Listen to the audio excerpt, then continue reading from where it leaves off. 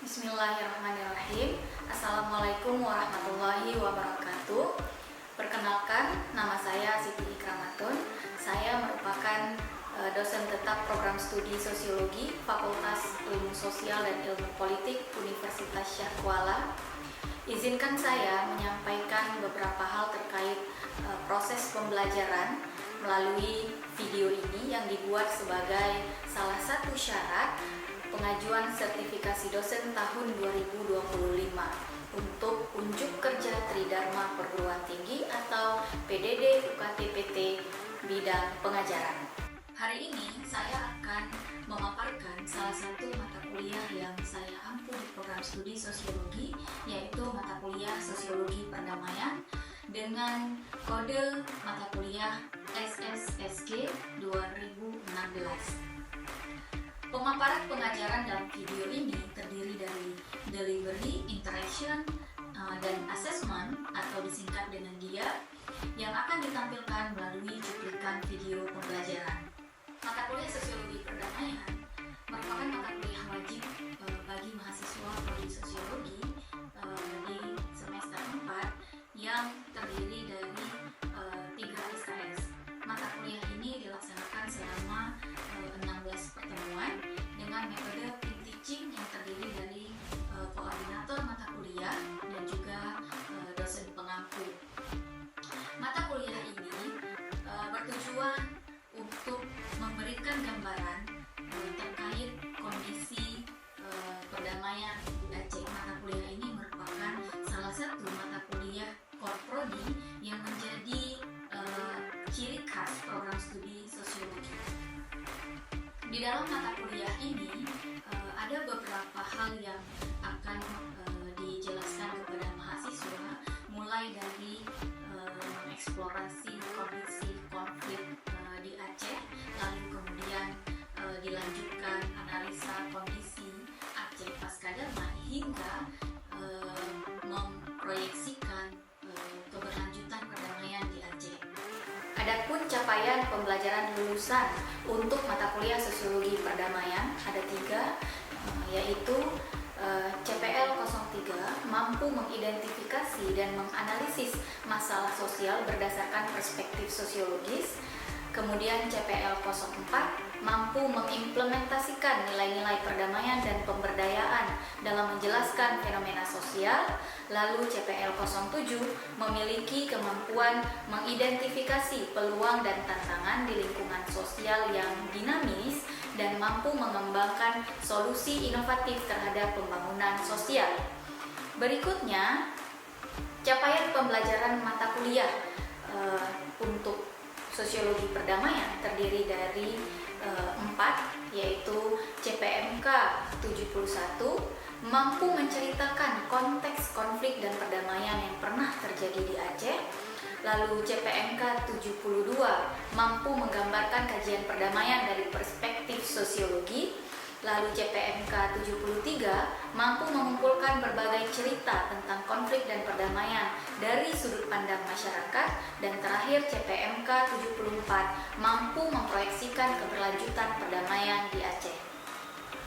Proses pembelajaran pada mata kuliah ini menggunakan beberapa model pembelajaran, yaitu discovery learning dengan metode pembelajaran ceramah, diskusi, tanya jawab, dan pemberian tugas, serta project based learning di mana mahasiswa diminta untuk menyelesaikan salah satu project yang akan diberikan oleh dosen pengampu.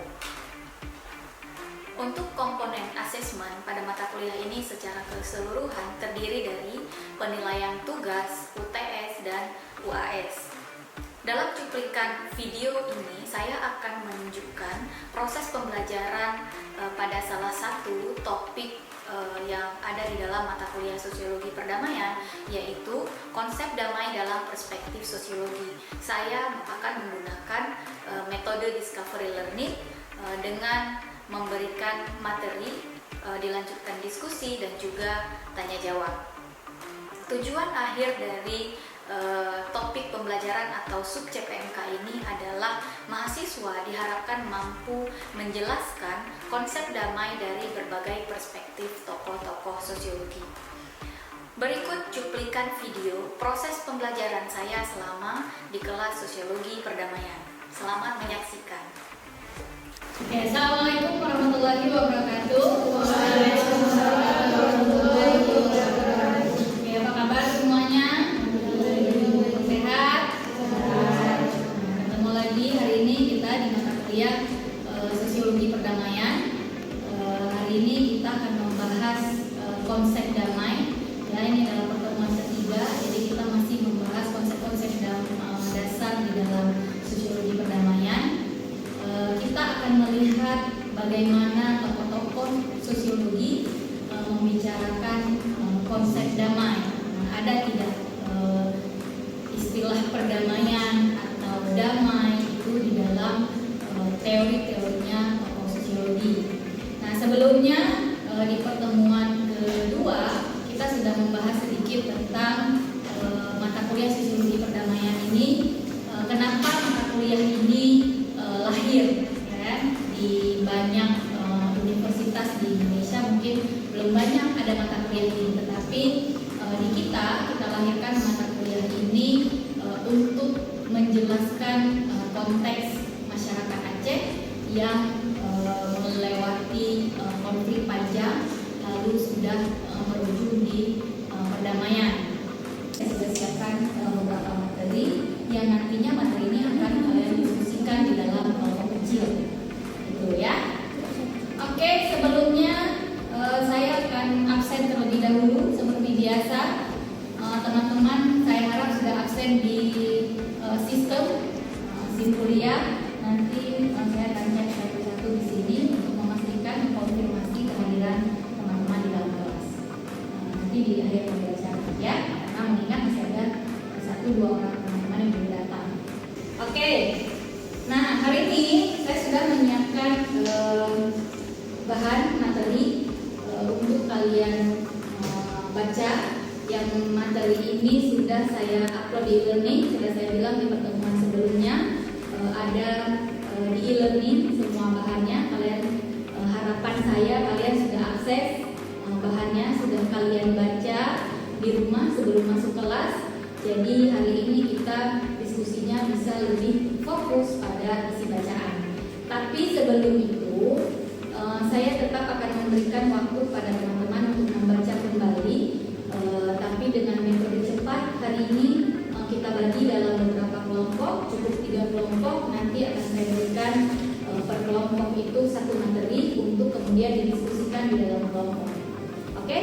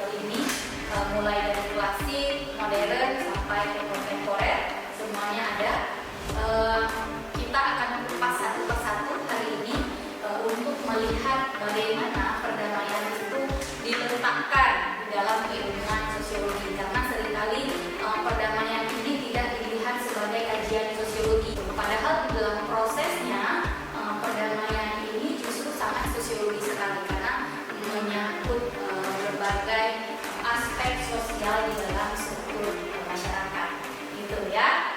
Nah, kita mulai dulu dari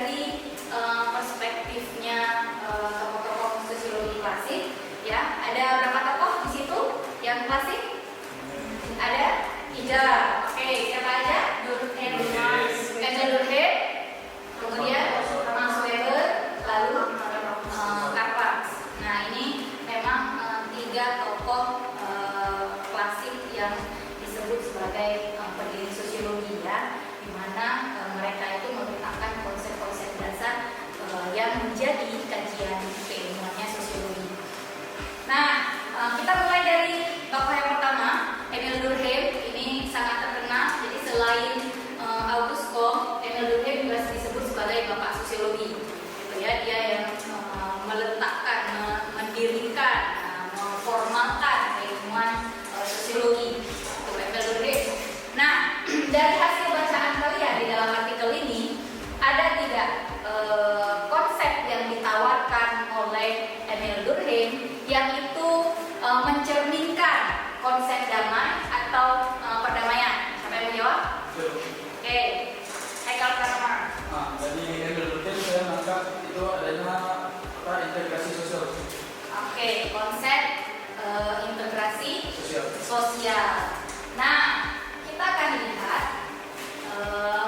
di dalam artikel ini sudah teman-teman baca bahwa setiap tokoh ini memiliki menawarkan ya konsep-konsep yang kemudian menjadi kajiannya sosiologi. Nah, Emil Durkheim dia mengenalkan konsep integrasi sosial.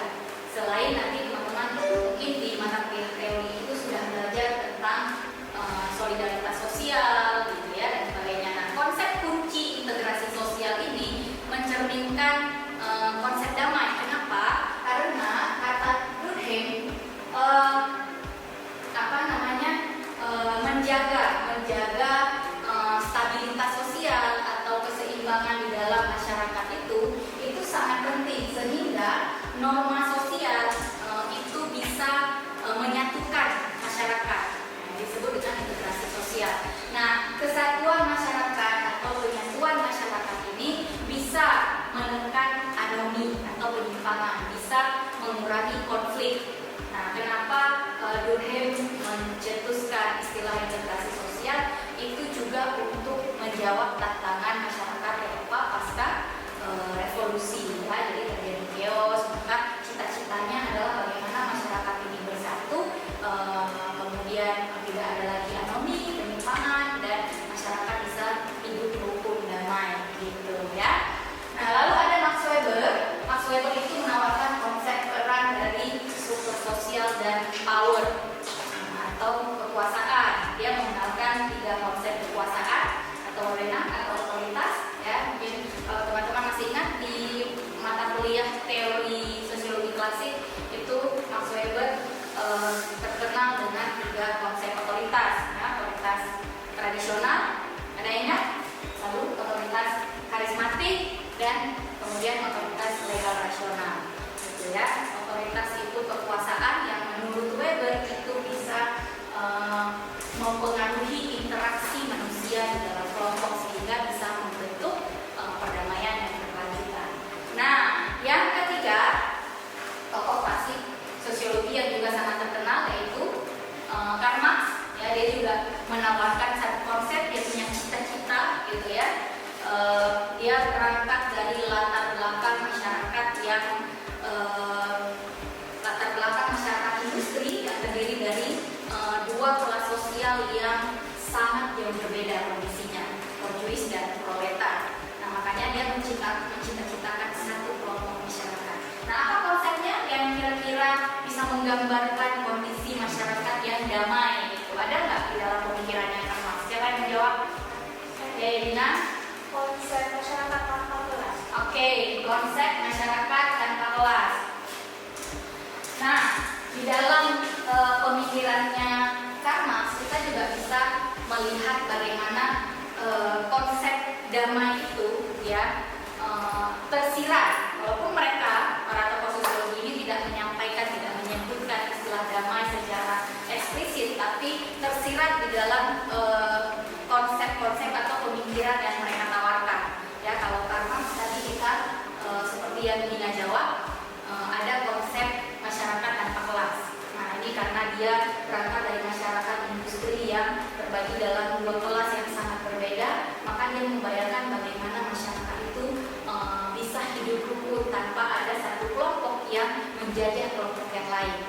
Nah, karena latar belakangnya seperti itu, dia ingin melihat bahwa masyarakat itu sama semuanya, tidak ada kelas sosial yang berbeda. Ya, jadi 2 kelompok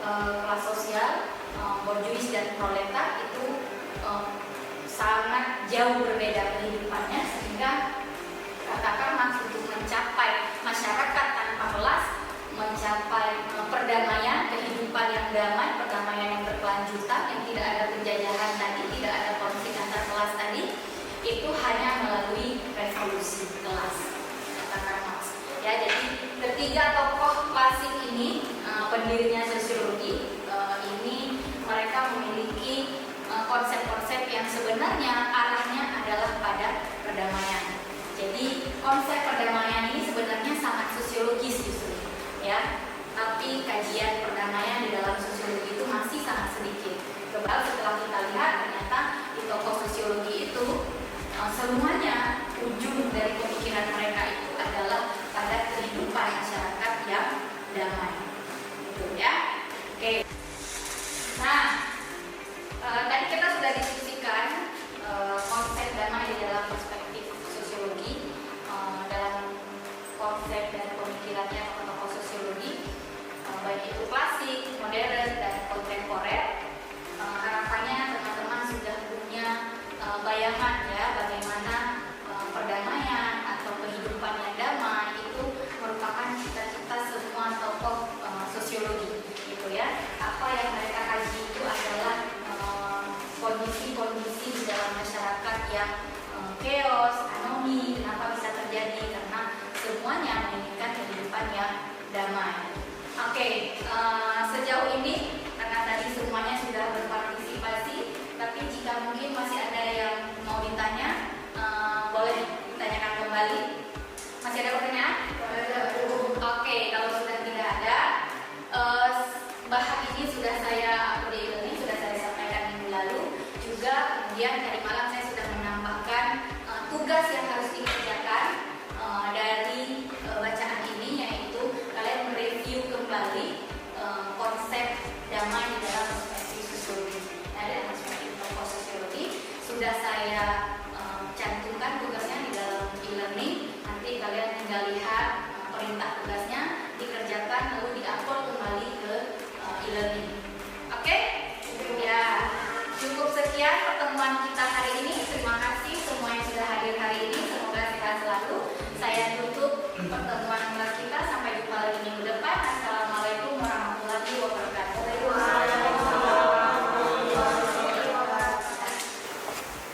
Demikianlah video untuk unjuk kerja Tridharma Perguruan Tinggi atau PDD UKT-PT bidang pengajaran yang telah saya susun. Semoga dapat memberikan gambaran kepada Bapak Ibu Asesor Program Sertifikasi Dosen Gelombang 1 tahun 2025. Atas perhatiannya saya ucapkan terima kasih. Assalamualaikum warahmatullahi wabarakatuh.